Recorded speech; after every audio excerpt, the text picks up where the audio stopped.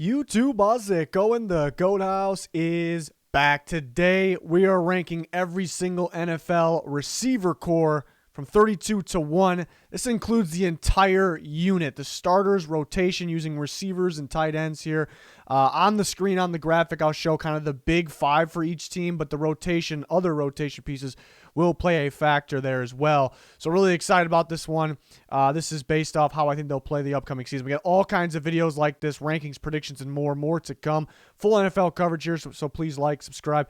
Make sure you follow that Twitter. Constant NFL news, always talking with you guys on there, giving you updates. So check that out. Help us reach that 10K goal. That'll be huge. So link down below. Check it out. And yeah, here it is at Goat House NFL. A little sneak peek to the video I'm recording right now, already up. We got Fred Warner, got that big contract. Eddie Goldman news there. Darius Leonard news, he's going to get a contract. We got you covered here. So definitely worth checking out. 32 receiving corps, 32 to 1. The Saints coming in at 32. Weird seeing them here at the bottom. They do have a big time player, Michael Thomas.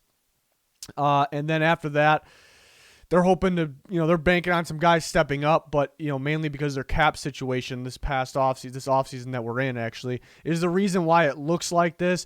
Yes, they do get good receiving production from Alvin Kamara. He is a running back first, so I thought it was kind of odd, including, because then I got to include all the running backs. That creates a whole different ranking system, but obviously I'm a huge Kamara guy. He's a dynamic athlete, football player here, but yeah, banking on some guys stepping up. Traquan Smith's probably their receiver too. Marquez Callaway, these next two guys, Marquez Callaway and Deontay Harris, their speedster, could work out with Jameis Winston ball downfield. But Callaway's another guy to look out for here because early career at Tennessee, I actually thought this was going to be a future second, third round pick just based on the first year he played for the Volunteers. Then it kind of went downhill. Sometimes you get that back out of those players, and now is the opportunity. They did add Nick Van Nett as a tight end, so he was factored in as well. But Adam Trautman, it's his time to step up. I did believe he was kind of a raw prospect. I didn't think we were going to see a whole lot of him right away. Now we'll see if we'll see more. It's still very early, so we can't judge him fully by this year, but they're going to need him to step up here. So it was tough to do, with the cap space situation they had, but I was wishing they would kind of go out and get another deep threat as their receiver two. I do believe today's era you do need two number ones. Michael Thomas does have to carry a little bit.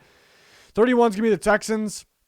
They have Brandon Cooks, who's still a phenomenal receiver, solid deep threat. Obviously, he's got to stay healthy. Kiki Kuti, another solid option, shifty option for them. Nico Collins, a big body rookie receiver. Sometimes these guys don't really work out in today's game, but he has the speed. He kind of has that speed.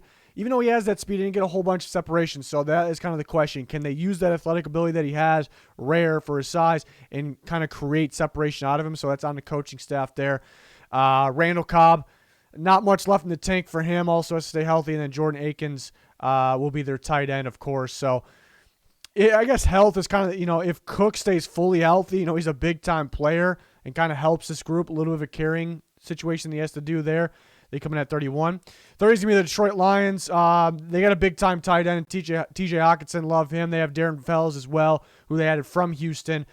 So a pretty good tight end duo, actually. Receivers could be a little better, but, they got some decent guys here. Tyrell Williams, a solid deep threat. Rashad Berriman, a solid deep threat. Amon St. Brown's kind of a do-it-all type of guy. I did like that pickup as well. So receivers, really where they could get better is I don't think they have a number one receiver for today's NFL, today's era. I don't see that number one. It feels like they have three number twos. So in that category, they look pretty good. They do have Quintez Cephas, who's a solid young player as well. And they got the tight ends, but they do come in 30. 29 is going to be the Raiders. Raiders added some rotation. I kind of like this group, even though it's at 29. It's just a lot of good, talented groups in today's NFL. I mean, Henry Ruggs, I think, will step up last year. Based off last year, if you're basing off last year, he wasn't good. He was underwhelming, but I think he'll be much better.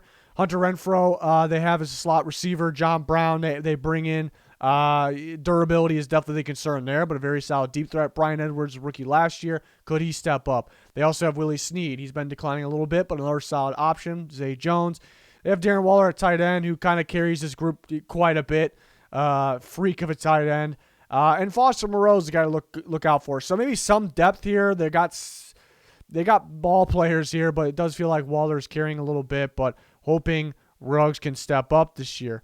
28 is going to be the Eagles. A little more depth rotation here. I guess Zach Ertz is the big question. We did list him, but at one point it felt like this guy's not going to be playing for the Eagles, and now it feels like, well, maybe he has to, or maybe he will, They had Devontae Smith, who I think could be an instant impact type of guy. Travis Fulgham kind of came out of nowhere, looked legit, then kind of disappeared a little bit. Was he fitting into Jalen Hurts' ball? So some questions there.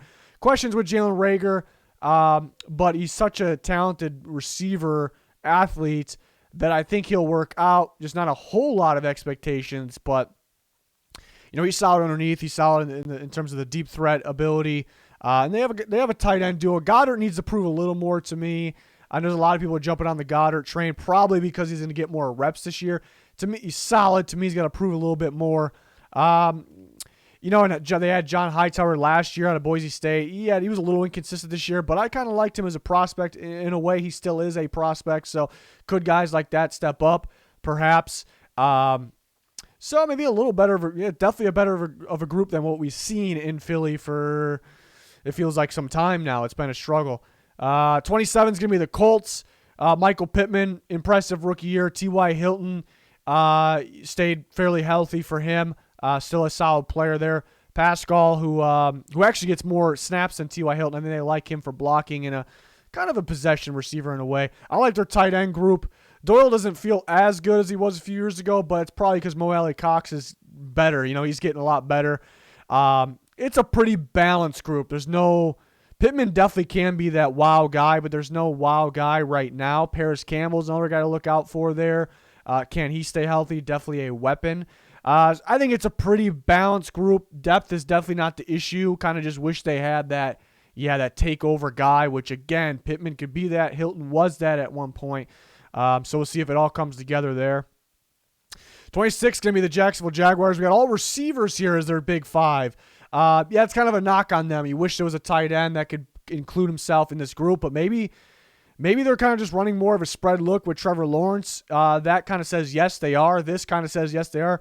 Bevel, being the coordinator, kind of says no, but so we'll see where they go. I love the big three. Absolutely love the big three. Marvin Jones, very underrated receiver. DJ Chark, a deep threat down the sideline. Laviska Shenault, a do-it-all guy. Loved him out of Colorado. Travis Etienne, a little bold of me putting him in here because I wasn't including running backs, but I'm listing him as a receiver because basically the way Urban Meyer's talking is he's a receiver. I'm not huge on that, him being a receiver, but they do have James Robinson, as their running back, so Etienne right off the bat could actually look more like a receiver, so I thought we could include him. And Jamal Agnew is almost kind of the same thing. I think will be used in the same way.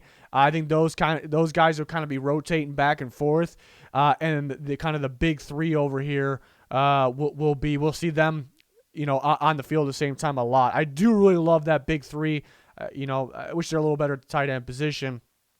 We're going to have to wait and see. Maybe they won't use the tight end that much, so that's a legitimate excuse there. The Ravens next. Rashad Bateman, I think, he should be their best receiver right off the bat. I guess you can have a crazy expectations on a rookie, but I think he'll be solid. Sammy Watkins, I don't expect a whole lot from him, but it's a solid pickup at the same time. Durability concerns. Is he as talented as he was? I mean, he went off in a Super Bowl, just not last Super Bowl, the one before. Marquise Brown definitely needs to be more consistent, but has moments. Mark Andrews, a big-time tight end. They have Nick Boyle as well. They got pretty good depth receivers. Boykin, Duvernay, Prochet. Could any of those guys step up? We'll see. Just some questions here. Bateman, how much does he give you? Brown, does he finally get consistent? Watkins, will he be on the field 100% of the time? We've seen Boyle with an injury, so it's definitely heading in the right direction, though, the unit for sure. 24 is the Falcons. I do feel like it's kind of a big 2 or 3 here, so that is a little bit of a problem. Not much depth. But, I do like the tight end group, and keep in mind Kyle Pitts can play receiver. So in an exercise like this, it may not be ranked high, but then once you get to the field, you see Pitts is he's kind of two position. That definitely kind of helps in a way. And Hayden Hurst is, your true tight end there. Really a big-time receiver. But after that, Gage is okay. Losing Julio Jones in the receiver category, it hurts a little bit. But yeah, I guess they could get better as your true receivers after Calvin Ridley. But some big time players here, impact players that that helps not be towards at the very bottom there. 23 is going to be the Chargers. This could be a sneaky group. Keenan Allen, obviously a very solid receiver there. Mike Williams kind of disappears at times, but a fantastic contested catch receiver. Jalen Guyton, kind of a no-name guy, was pretty productive for them, pretty big for them last year. Got a lot more reps than you would think. And Josh Palmer actually liked that pick. I think he fits kind of Herbert ball. I think a deep ball tracking specialist there. And, all these teams, here on for a while, here on out, so tight. If the Chargers still had Hunter Henry, they would be a lot better in 23. There is not much splitting up these teams for me. So Jared Cook's solid, still can play, doesn't need to hang on to the ball. Was kind of getting loose with the ball there a little bit, but if they had Hunter Henry, I would like this group a lot more. But it could be sneaky. I'm excited to see it because I love the fit of Josh Palmer. Wasn't crazy productive in Tennessee though. What we're gonna get for him rookie year? That could be a sneaky guy. Guyton's still not a big name guy, but he played pretty well for them last year. 22 is the Packers. I do like the duo of Devontae Adams, receiver, and then Robert Tonyan, the tight end, who had a breakout year last year. Devontae Adams, the best receiver in football, in my opinion. After that, some question marks. I really think Amari Rodgers could kind of be that next guy. I think, he's a very good slot receiver. He's just not. He won't play outside at all, really. So he'll play well. The slot. If Aaron Rodgers is in, that's definitely going to help. Marquez Valdes-Scantling, name was too long. I had to abbreviate it there, but deep threat. We know that. He can help win you the game one moment, and he can just kind of let you down big time with the big time drop. So I guess consistency is the issue. Same with Allen Lazard. He kind of took off a little bit last year, but he kind of not as many moments as Valdes-Scantling, but kind of had those moments where he should have caught that and he probably would have walked in the end zone, So, and they do have Devin Funchess, a bigger name overall than Valdes-Scantling and Allen Lazard. But a year off, kind of lacking the speed. I think him and Lazard are very, very similar. I think they're kind of battling there. Lazard does feel like he's getting better, so we'll see. DeGuara, could he step up as a second tight end? Sternberger, possibly as well. But a lot of inconsistencies. It does feel like a kind of a two-man carry. I do think Rodgers will be pretty good, but got to catch the ball. That's kind of the theme here with some of these guys. Next up, we got all receivers for this group, the Jets. I wanted to put this group higher. I had to kind of slow myself down a little bit. I think this is definitely one for the future. I'm excited about it, but maybe I got to back up a little bit. Maybe not. I shouldn't have crazy expectations right away, but I do love it. I love where it's heading. Corey Davis had a monster year last year. They had him. Elijah Moore, I'm a huge fan of his game. I think he's going to be an instant impact. They have Crowder, who could be similar to Moore in ways. Denzel Mims, who I loved out of Baylor 2 years ago. Let's see if he can step up. And they have Keelan Cole. Keelan Cole, a fifth receiver. It's pretty ridiculous. Tight end is the question. They do have Herndon. It's like every year. All right, Herndon's going to break out this year. He's going to, this year. Kind of had about enough there, but could he step up? Looking at this receiver group and seeing it, they just kept adding more. They signed Corey Davis. They signed Keelan Cole. They draft Elijah Moore. Kind of points towards maybe some spread looks. They're really, what we can say for sure with Zach Wilson, they're gonna pass the crap out of the ball. They're gonna throw the crap out of the ball. So looking good with their group of receivers here. Can we get the full consistency for some of these young guys? Can we get the last year Corey Davis versus the years before? So some question marks. Very excited for the future with that group. 49ers next. It does feel like kind of mainly a three-man carry job here. George Kittle, one of the best tight ends, maybe the best tight end in football. Got to stay healthy. Deebo Samuel, versatile receiver, I guess we can call him. Can do different things. Got to stay healthy. I like Ayuk. Very, very dangerous down the sideline. Love his length and his speed, athleticism, ability to go up and catch the ball as well. They have Sanu and they have Ross Dwelly. He's probably the next man up for the tight end. It does feel like a three-man carry here. Could be higher because those guys are talented, but yeah, you do worry a little bit about the health. How much are they going to be in there? Is Deebo Samuel even their best receiver? Because is he going to be in there all the time? Is it Ayuk? So some questions there, but I do like that I do love the big three. Number 19 is going to be Washington. Another one like the Jets. I was just talking about with the Jets that I kind of had to reel it back a little bit. I wanted to be a lot higher on them. Same for Washington. I actually like this group a lot. It's more of one for the future. I don't want to put, all the chips in for this year, for 2021.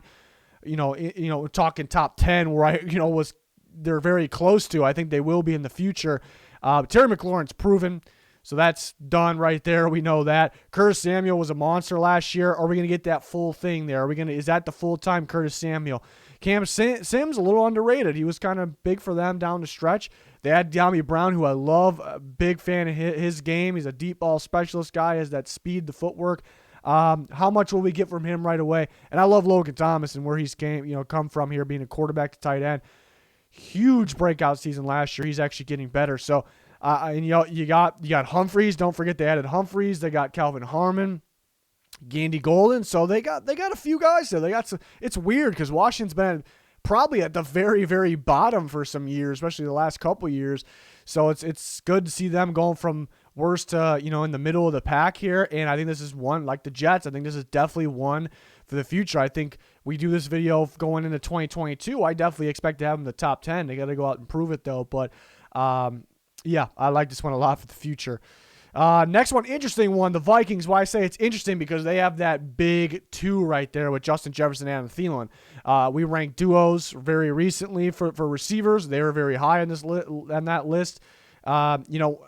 Sometimes I come across Twitter, whatever it may be, people's rankings for the cores or the corps, and they'll have the Vikings extremely, extremely high, and it's because Justin Jefferson and Adam Thielen, and I understand it.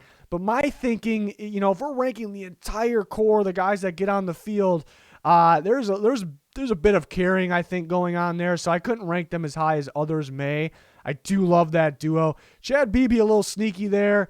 I will say the tight ends they're probably going to be better than what they look like on paper. Irv Smith Jr., we know he's a weapon. He's probably going to break out. Conklin's a pretty sneaky weapon as well. He was getting going later last year, so. These guys, I will say the tight ends probably will play better than what most people expect, but it does really feel like it's just, you look at this group of guys here, it's just the two big boys there. I mean, because how good they are, I call them that, but they're carrying the group quite a bit. But it is a team that won't use a variety of receivers, so maybe a legitimate excuse. But they were trying to later at the end of last year, and I guess that got Cousins going. So maybe they want to gear towards that. We will see. 17, the Bears, a little sneaky here. People don't really bring up the Bears in this conversation that, around here, I don't think. But Allen Robinson, a fantastic receiver. Darnell Mooney had a really good rookie year. I think he's got a bright future. Damiere Byrd, I actually really like that signing for the Bears. I really like that signing. He was sneaky good for the Patriots, coming up clutch, intermediate routes down the field, in the middle of the field, in traffic. Maybe got Justin Fields thrown in and out, so maybe a little better than Cam Newton. So I actually like that pickup a lot. And their tight end duo is pretty solid. Jimmy Graham was better than expected last year. Very good in the red zone. I think Komet's got a bright future. I don't think he's going to be a crazy productive tight end, but I think he's got a bright future. They also have Anthony Miller, who's had glimpses of very solid play. There was rumors they would trade him, so I wasn't really sure where he fits in. I do like Byrd a little better. They have Javon Wims, who's been maybe a little inconsistent, as well, but a pretty decent depth piece. So the Bears may be better than you would want, where I thought I would maybe rank them after I break it all down here. I really like that Byrd pickup. I think that kind of makes this group a little better. We'll see how much of them we see, though, but I like the duos. I like the receiver duo that we'll see on the field a lot, and I like the tight end duo that we'll see on the field a lot. What Jimmy Graham are we going to get, though? I guess that's the question there. 16 is going to be the Cardinals. They'll spread it out. They're going to run a spread offense. They use a lot of receivers here. DeAndre Hopkins, one of the best in the game. They have A.J. Green, some left in the tank. It's kind of Fitzgerald for A.J. Green there. Christian Kirk, which is a home run threat. Speedster, down the field, deep ball specialist. He just disappears sometimes. It's like kind of has 1 or 2 moments a game or sometimes between 3 games. So that's kind of my thing with him, but he's solid. Rondale Moore, I really like that pickup because I didn't like the Cardinals unit last year. I didn't like it because they need receivers that can consistently get open in that style offense, and there was a lack of separation, and there was specifically a lack of separation over the middle of the field. I think Rondale Moore kind of brings that to you in the middle of the field there. So I like that. I like that pickup. They do have Andy Isabella, who's been a little underwhelming. And they have Max Williams as their tight end. They did lose Dan Arnold, but I wasn't really high on Rondale Moore, but sometimes it just feels right there. I think that's going to help this group, and that kind of gives them a boost a little bit. Having AJ Green there helps you a bit as well, and having one of the best receivers in football, DeAndre Hopkins, definitely helps you. 15, they got an absolute big three here. In a team kind of like the Cardinals, they'll run spread a bit. And they ran. I mean, their receivers got an insane amount of reps last year. I think them and the Cardinals towards the top of how many different receivers got reps or total snaps between the receivers alone. Not talking about tight ends. So having Jamar Chase, Tyler Boyd, and T. Higgins. I mean, that feels like three number ones. So I wish it was more of a complete group. But you see how good that just having that three is really boosts you up, because that feels like three number ones, maybe a number two in there. Auden Tate was actually pretty solid. Last year we didn't see much of him. He was a little upset about that, I believe. And I think we could see a little bit more of an increase, because it did feel like AJ Green, T. Higgins, and Auden Tate are all the same exact style receiver. And I'm not comparing talents, obviously, but so it helps that AJ Green's gone, but then Chase coming in, but a little more of a flexible guy. You can move him around a little bit. And they have Sample, who actually has some upside. Just got to stay healthy. So pretty good group. I love that big three. That's a big-time big three right there. 14, I was talking about the Vikings. Kind of, everyone puts them high because they have that big-time two. Chiefs are kind of in that same category. They probably have – I did the duo rankings very recently, and I had Tyreek Hill and Travis Kelce at number one. Spoiler. So that definitely helps. But after that, I wish some guys would step up. Demarcus Robinson has his moments. McCole Hardman's a speedster. He has his moments. I like the Cornell Powell pick. I think that's kind of what they needed. Powell, who kind of can be a possession guy, not just a speed guy, possession guy, physical, good after the catch. He's kind of just going to, you throw in the ball, he'll catch the ball. He'll catch it. He's good. He was dominant in the back shoulders at Clemson. So a sideline specialist. So I think that's the type of guy they needed, just not crazy expectations. But you look at the big games, there was just too much on Tyreek Hill and Travis Kelce. And that was a reason. And a lot of people blame the offensive line for the Super Bowl, and that rightfully so, being injured.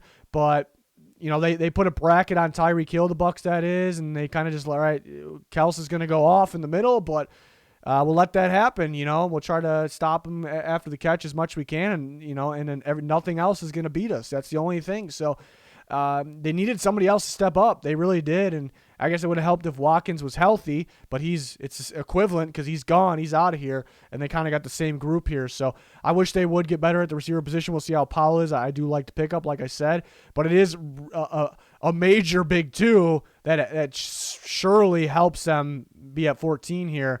But I wish they had a little more. But it's overall still a dangerous group, obviously.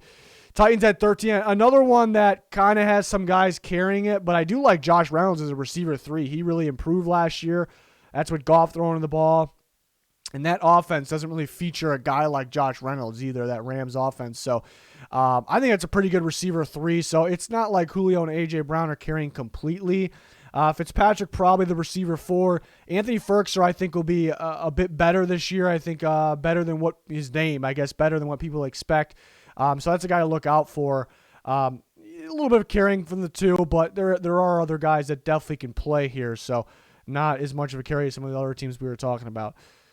Number 12 is going to be the New England Patriots. I think a sneaky group. I don't know if most people would rank him as high as I ranked him here, but I like the balance of the receivers. Jacoby Myers is sneaky good receiver there. I think well-rounded receiver. He's going to get open. He's going to catch the ball. Nelson Aguilar really improved last year, just improved as a receiver in general. So I think that's a solid pickup. Kendrick Bourne, I always viewed as a very underrated receiver. He's a very good route runner, especially over the middle of the field there. And what this team will feature is a lot of the 2 receivers, 2 tight ends, or mainly they're going to focus on having the 2 tight ends out there most of the time.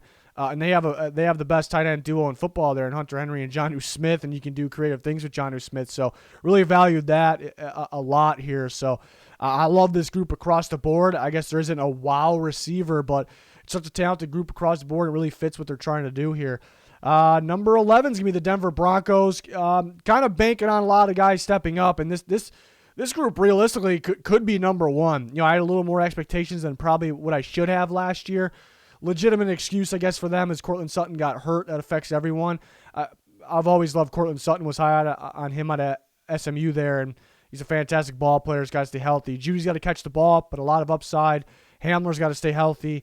Patrick is exceeding expectations. Very underrated receiver. And Noah Fant is fine as well. He's going to be a fantastic tight end.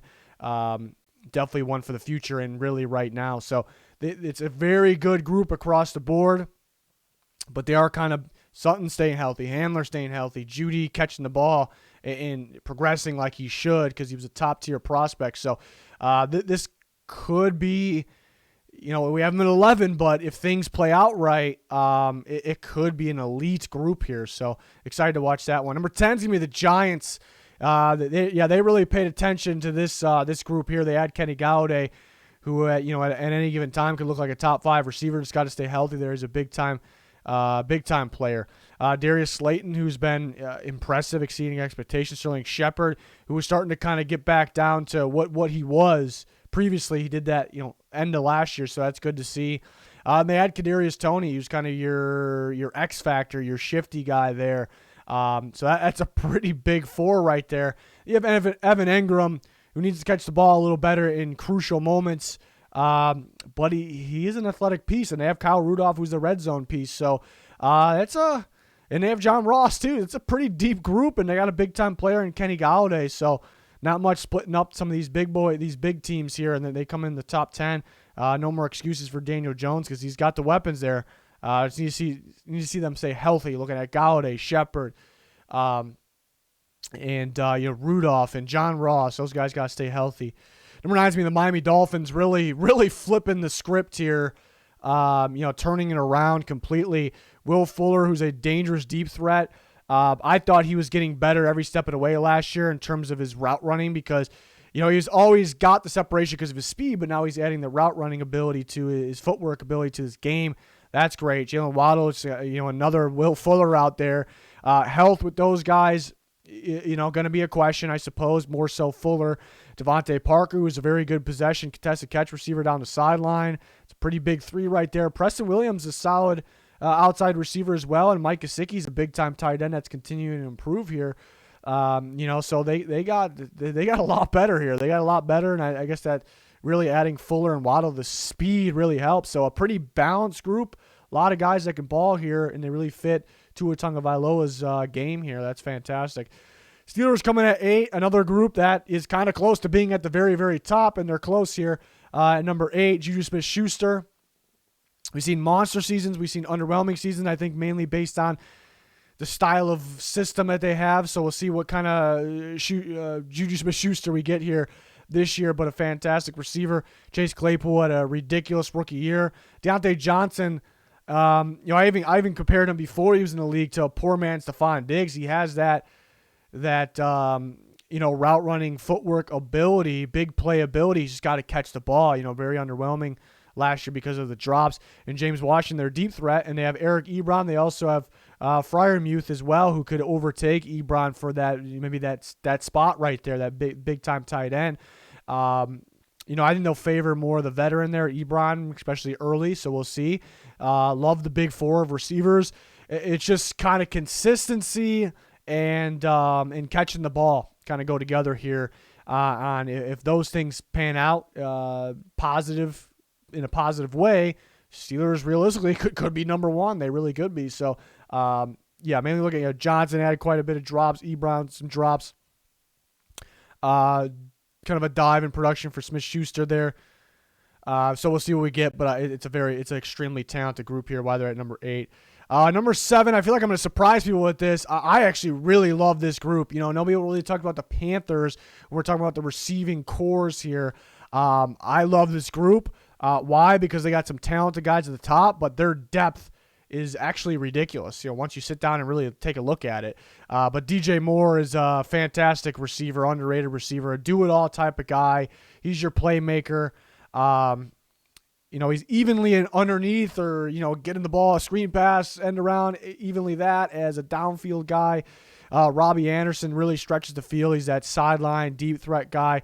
Terrence Marshall, who's a big body but a dominant red zone guy. Even though he's a big body guy, he's a very good slot receiver. They had David Moore, who's always been extremely underrated, a home run hitter for Seattle, and you're bringing him in here battling for the 3 or 4 spot. Pretty damn good. They had Dan Arnold, who's really improving. They already had Ian Thomas, their tight end. They add Tommy Tremble, who's a fantastic blocker but a sneaky weapon. They add Shi Smith, who I liked a lot out of South Carolina, who's an absolute weapon as well. Could be kind of that David Moore type of player that's going to, but is going to play in the slot a lot more. So, I mean, this is actually a ridiculous group. You fall in love with doing an exercise like this with the depth. But we kind of talked about those teams already that had crazy depth.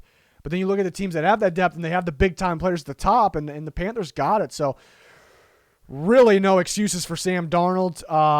It's a pretty talented group, so maybe surprised myself. I didn't really expect to have the Panthers as high, but it's a group that's really, really growing on me. I kind of what I mentioned along the way, and they have like the right pieces in the right spots. They don't have any holes in types of targets, types of receivers. You got DJ Moore, the do-it-all kind of guy. Anderson, the sideline deep threat.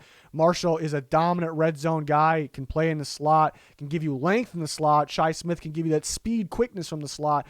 Moore he's kind of a mixture of DJ Moore, Robbie Anderson's type style there. They don't really play a tight end a whole bunch, and that's why we may see Tremble more than Arnold, because they want Tremble for the blocking, but Arnold's become somewhat of a weapon, and he's coming from a team that didn't really play the tight end a lot, so when he got his chances, he kind of showed that he can play. So, I like this group. Pretty underrated group here. 6 going to be the Bills. Stephon Diggs is the big name here, but across the board, it's a pretty good group. Cole Beasley, one of the better true slot receivers in football. Gabriel Davis was fantastic last year.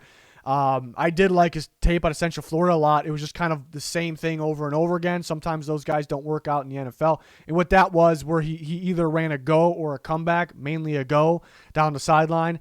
And sometimes when you see only that on tape, those guys don't really work out. But the Bills really found a fit for him and made him work. He was fantastic his rookie year. They had Emmanuel Sanders, who kind of fits the Josh Allen ball there, a deep threat, got to stay healthy.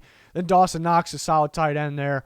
So it's a pretty good group across the board. It really fits their style of play, and having a big time player in Stephon Diggs definitely helps as well. Number 5 is going to be the Seattle Seahawks. They got the big-time duo, DK Metcalf, Tyler Lockett. We've seen other teams with the big-time duo. They were a little underwhelming in the rest of the categories. I like adding Dwayne Eskridge. Just a guy that can play in the outside, play in the slot. He catches the ball over the middle of the field. He's he dominates slants and post. And once he catches the ball, he is a home run hitter, exactly what the Seattle Seahawks needed with DK Metcalf, Tyler Lockett there. And their tight end group got better. Will Dissly's always been a stud. It's just a health concern. But they had Gerald Everett, who I think fits the Seattle Seahawks offense. I get mainly fits Russell Wilson a little bit and who's around him better than the Rams. They're going to run maybe somewhat similar to a Rams offense. They're going to switch it up a little bit. But that's big time, adding Gerald Everett here. I think he's a breakout candidate. So I really like this group here for the Seattle Seahawks. Very good across the board. And they kind of they're fitting in kind of the right spots, what they need on the field. Number 4, a run-first team comes in number 4 with the receiving core. Odell Beckham Jr., obviously one of the best receivers in football, if healthy. I don't know if health is really a major concern, I guess, coming off that injury. Jarvis Landry, a very well-rounded receiver, balanced receiver, obviously. We know that. Rashard Higgins is a very solid receiver 3 for them.